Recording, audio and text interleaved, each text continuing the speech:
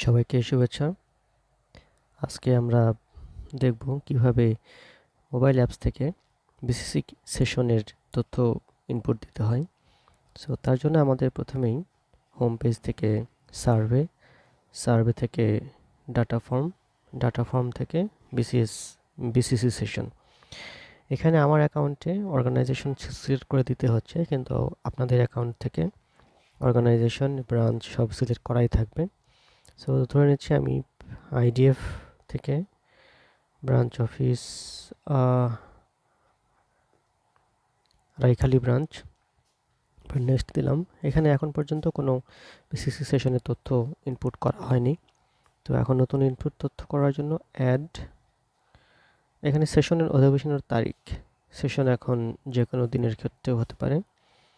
Suppose 1 তারিখের session, অফিসারের নাম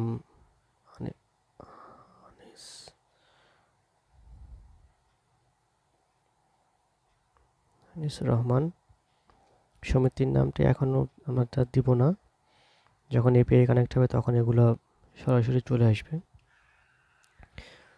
টপিকস, সাপোজ স্যানিটেশন, অংশগ্রহণকারী সংখ্যা পুরুষ ধরেন 3 জন, মহিলা 22 জন, বিশেষ প্রয়োজন অর্থাৎ প্রতিবন্ধী ব্যক্তি, সেটি হয়তো ধরে নিলাম একজন।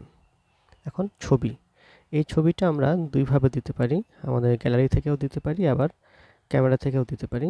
সো যদি সেশনটি আগের দিনের বা বিগত দিনে যদি আমাদের কন্ট্যাক্ট করে থাকি এবং সেই ছবি যদি আমাদের সংগ্রহ করা থাকে, তাহলে আমরা গ্যালারি থেকে ছবিগুলো দিতে পারবো। আর যদি ক্যামেরা দিয়ে তুলে যেতে চাই, যে এখন সেশন চলছে, আমি সেই মুহূর্তে এই রিপোর্টটা করছি, সেই ক্ষেত্রেও আমরা ছবিটি দিতে পারবো। তখন আমরা ক্যামেরাতে আসি।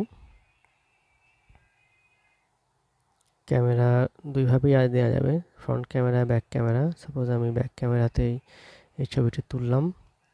ছবিটি তোলা হলে ওকে, ছবিটি বসে গেল। এবার চাহিদা তৈরি, house hold water loan suppose 2টা, স্যানিটেশন লোন 3টা, 5টা। এরপরে সেভ দিলে এটার একটা ওভারভিউ দেখা যাবে।